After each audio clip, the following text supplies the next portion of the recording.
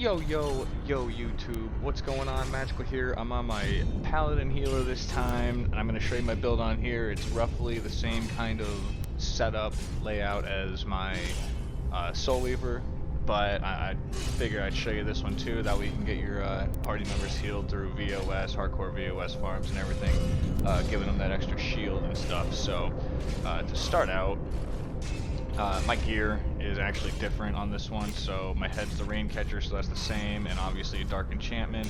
I don't have any armor kits on it yet, but I will be adding a power one on that one. The raindrop as the chest also, because I always want that outgoing healing for each party member. The arms I have right now, the weathered wood for the 488 outgoing healing. That one has 88 power on it. The top and chest will also in time. These arms I'm going to be swapping out for the 1500 regular campaign arms that have even more outgoing healing, but I need to get those on this account first, and I don't have them on this one right now, so I'll be working on that. On this one, I'm also wearing the Fairy Steps, same thing as the other account. My Soul Weaver, these ones don't have any armor kit on them either, so that will be coming also.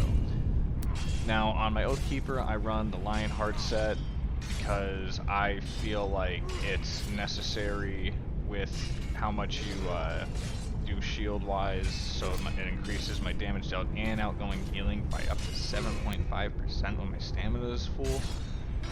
So that first heal out's always more, because I always have the full stamina with it. So I choose this one here. I might go to the Mastercraft set. I'm not sure yet. I have to do some testing with it, and then we'll go by that.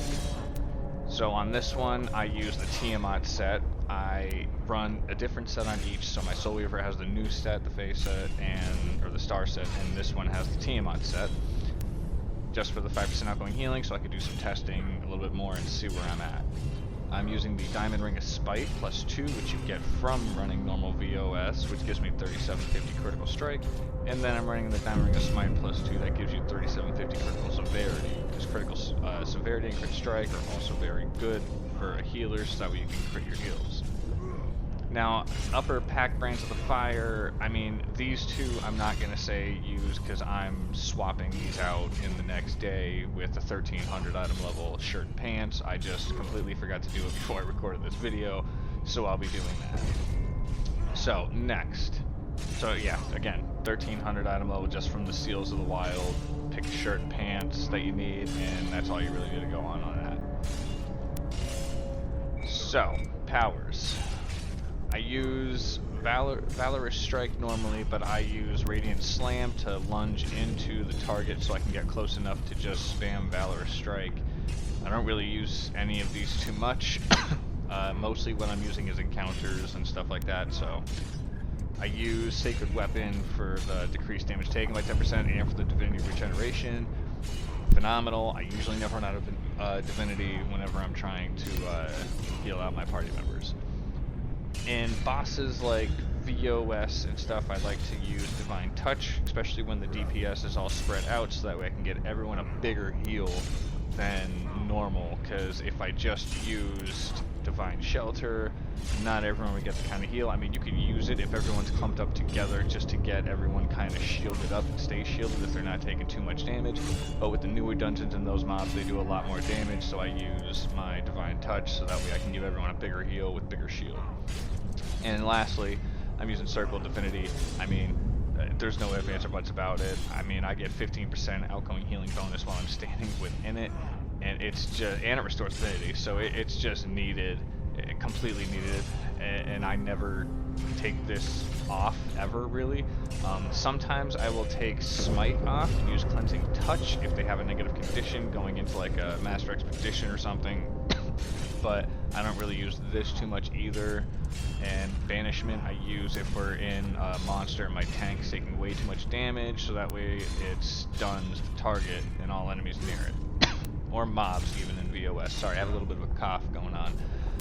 My daily powers are Lay on Hands and Sanctuary.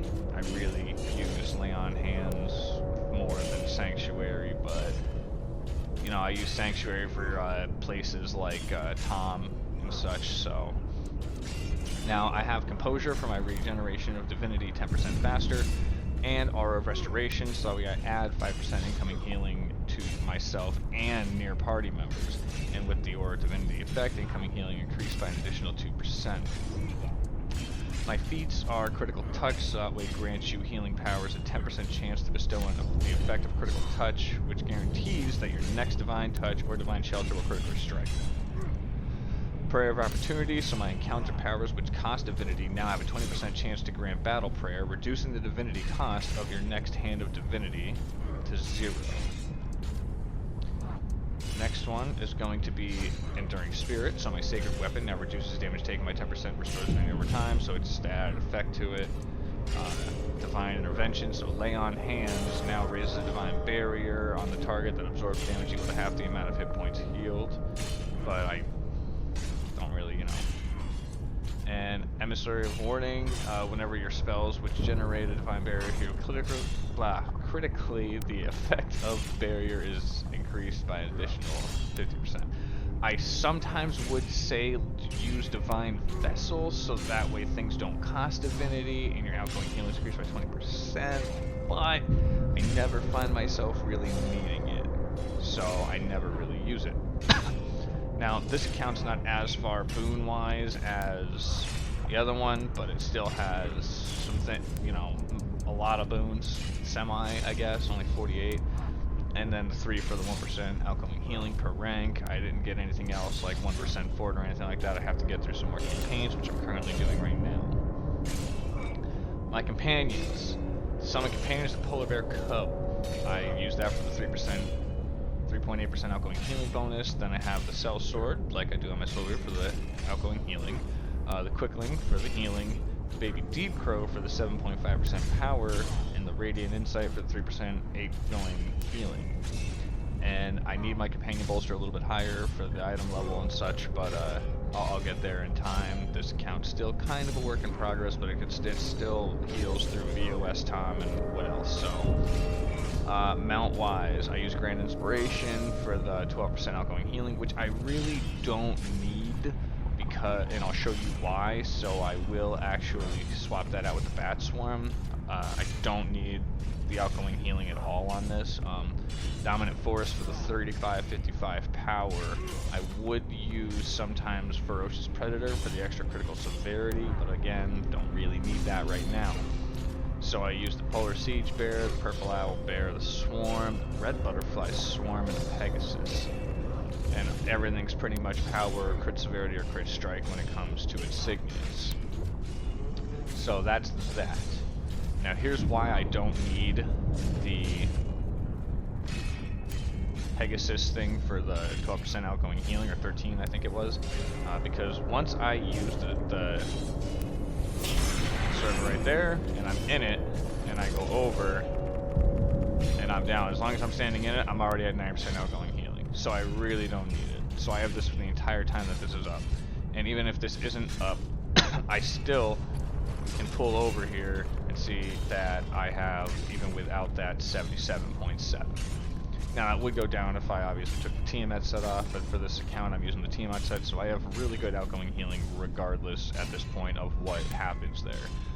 My Forte is at 53.2%, and my critical strike's at 70.5, my crit severity is at 65.4, and my power right now is at 72.3. So, that'll go up a little bit when I throw on my armor power kits, but other than that, that is my Paladin Oathkeeper build. I hope you guys like, comment, subscribe if you enjoy it. If you have any tips or have any questions, please ask them in the comments, and I'll get back to everyone as soon as I can. Next up to come will be Warlock DPS, my Paladin or my Fighter Tank, my updated tank guide. Maybe a fighter DPS, I mean whatever you guys really want to see. Most of my characters can run through just about any content in the game, so you just let me know and I'll make the video explaining how to do certain builds or what I do for the builds. If I missed anything, I apologize, and please, again, let me know if there's anything else you guys want to see in the future or anything like that, or if you want to see me run through the dungeon. So I'll probably actually be uploading a hardcore VOS first mini-boss farm, so that way people can see how to do it. Also, just a heads up, the top here, the chest here, and the boots here are all from the Hardcore VOS first mini-boss farm. It drops the equipment for it. And these rings are from normal mode VOS, which I will also be uploading too. I mean, there's tons of videos out there. Aragon does phenomenal ones, but I'll be doing the way I run it and how I go about things. So anyway, guys, thank you for tuning in. Like, comment, subscribe if you're into the videos, and I'll see you.